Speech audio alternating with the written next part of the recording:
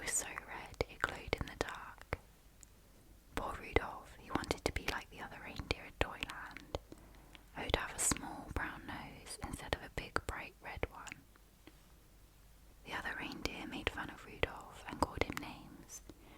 Rudolph the red-nosed reindeer, they teased over and over again until tears glistened on Rudolph's large red nose. Sometimes the other reindeer circled around Rudolph, kicking up snowballs with their tiny hoofs and covering Rudolph with a blanket of white, fluffy snow. All the reindeer loved to play games. They played tree tag and snow slide and tumble bones. But Rudolph was never asked to play. He stood behind a pine tree and watched. He was very lonely. Rudolph couldn't even play hide and seek with the rabbits. His glowing red nose gave him away every time. Before Christmas Eve, Santa's elves posted a sign on the gate to Toyland. Santa's team choosing time, the sign said. All the reindeer were asked to line up at 8 o'clock in the meadow. Santa Claus was coming to choose the team that would help deliver presents to every good little boy and girl in the world. The reindeer fairly danced with excitement when they heard the news. They pranced and tossed their antlers and pawed the snowy ground with their hooves. Each reindeer hoped he would be chosen to guide Santa's sleigh. It was the greatest honour a reindeer could ever have. Rudolph sighed. He was ashamed to have Santa see his bright red nose, so he decided to hide. At 8 o'clock, when all the other reindeer had gone to the meadow, Rudolph hid behind a holly hedge. His bright red nose blended in with the bright red berries, and the thick growth of leaves concealed the rest of him. No one would find him there. Down in the meadow, all the hopeful reindeer stood in a line, waiting to be inspected by Santa.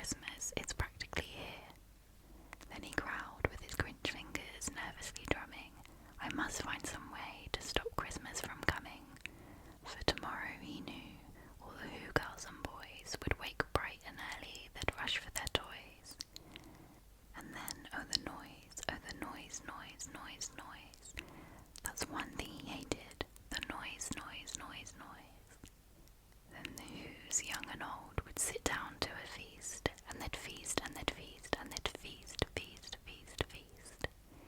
They would feast on the pudding and rare roast beast, which was something the Grinch couldn't stand in the least.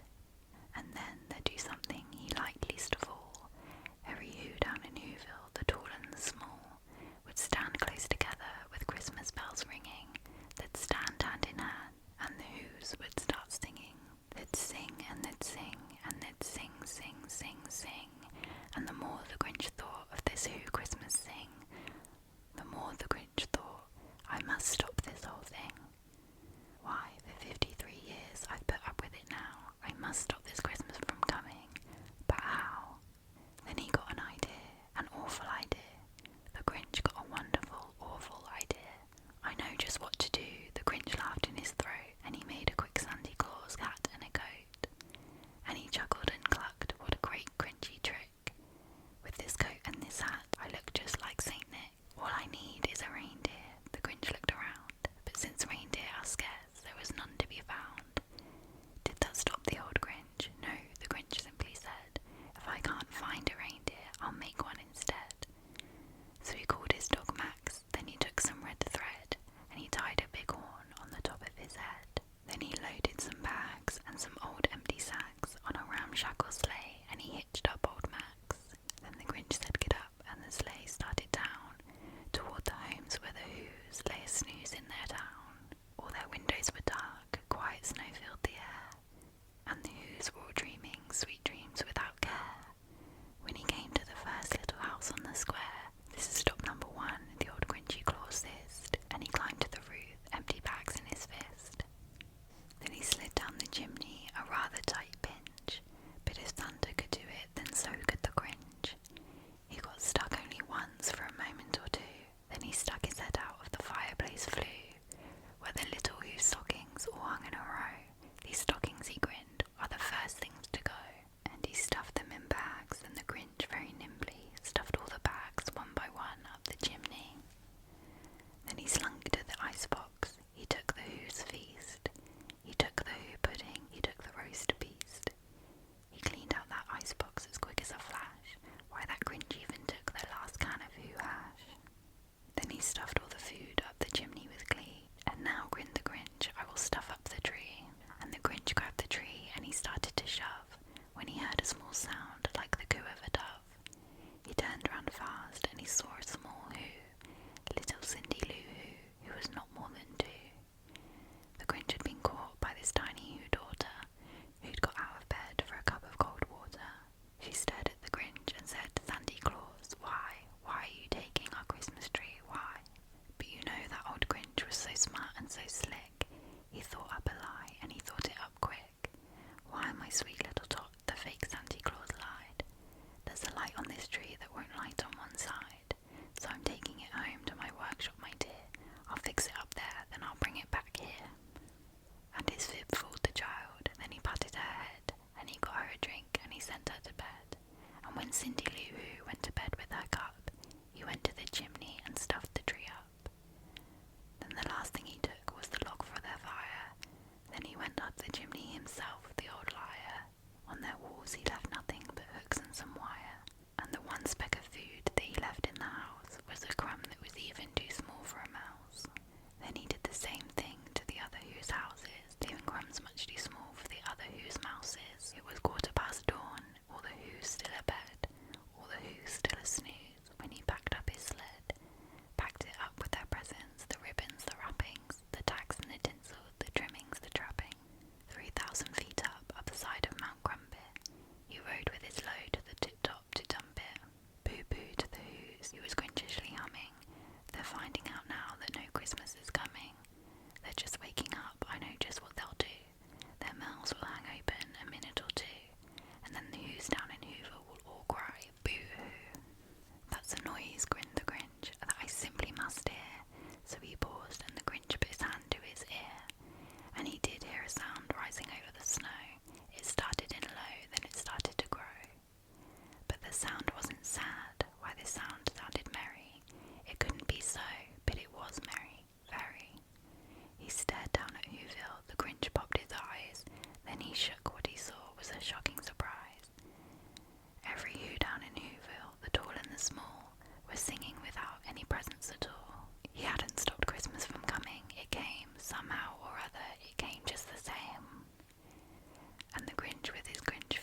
ice cold in the snow, stood puzzling and puzzling. How could it be so?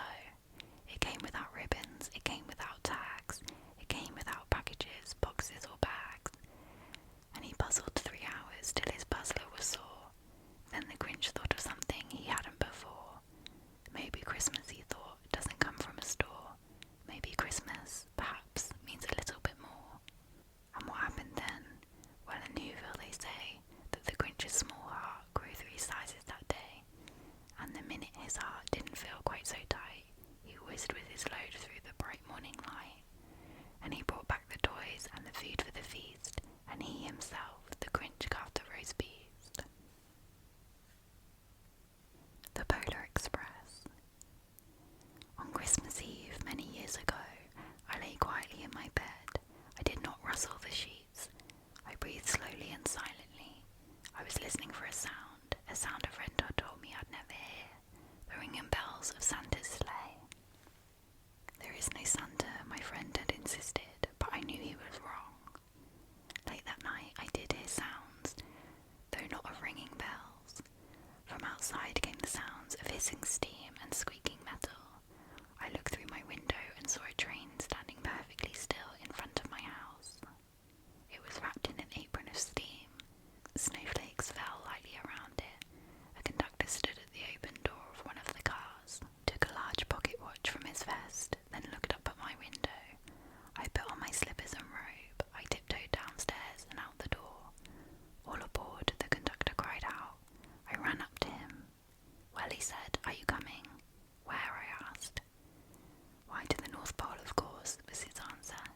This is the Polar Express. I took his outstretched hand and he pulled me aboard. This train was filled with other children, all in their pyjamas and nightgowns. We sang Christmas carols and ate candies with nougat centres as white as snow. We drank hot cocoa as thick and rich as melted chocolate bars. Outside, the lights of towns and villages flickered in the distance as the Polar Express raced northward. Soon there were no more lights to be seen.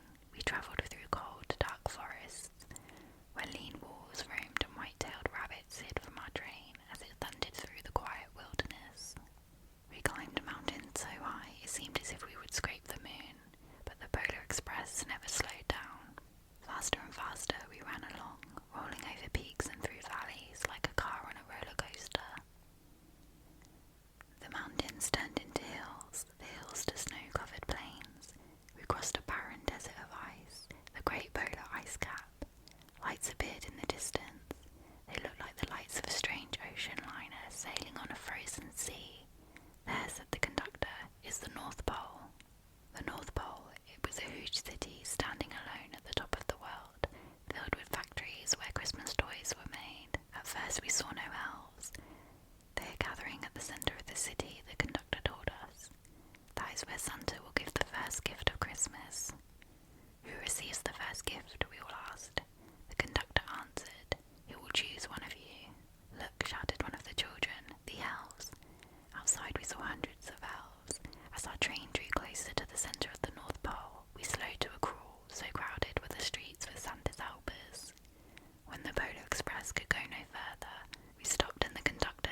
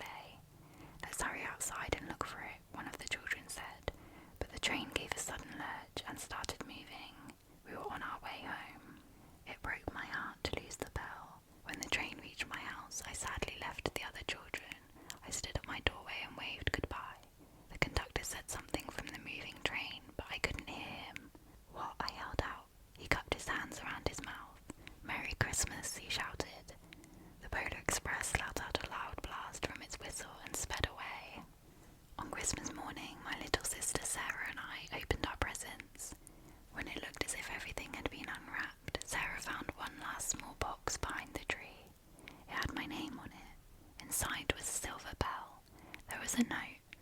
Found this on the seat of my sleigh. Fix that hole in your pocket. Signed, Mr. C. I shook the bell. It made the most beautiful sound my sister and I had ever heard. But my mother said, "Oh, that's too bad." "Yes," said my father, "it's broken." When I'd shaken the bell, my parents had not heard a sound. At one time, most of my friends could hear the bell, but as years passed, it fell silent for all of them. Even Sarah found one Christmas that she could no longer hear its sweet sound. Though I've grown old, the bell still rings for me as it does for all who truly believe. 'Twas the night before Christmas. 'Twas the night before Christmas when all through the house not a creature was stirring, not even a mouse.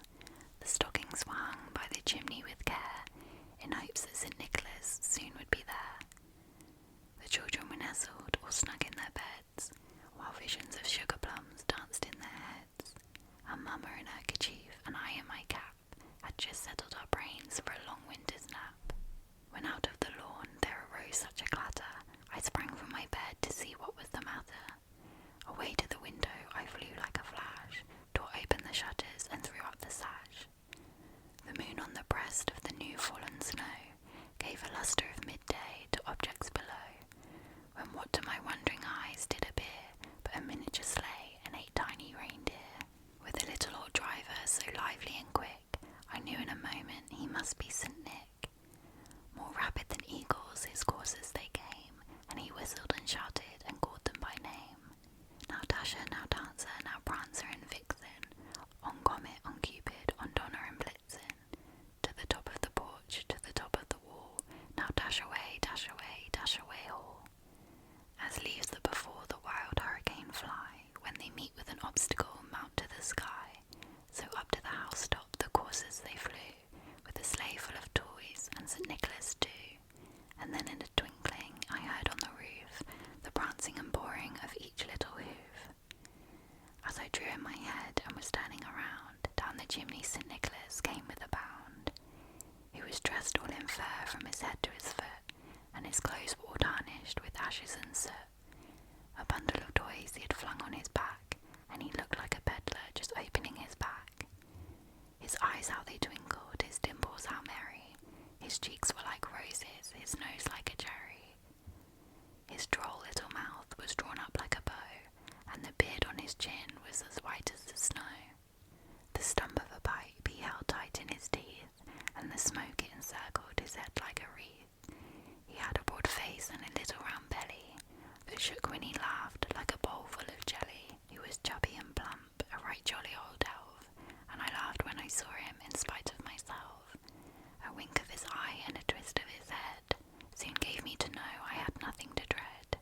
He spoke not a word, but went straight to his work, and filled all the stockings, then turned with a jerk, and laying his finger side of his nose, and giving a nod up the chimney he rode.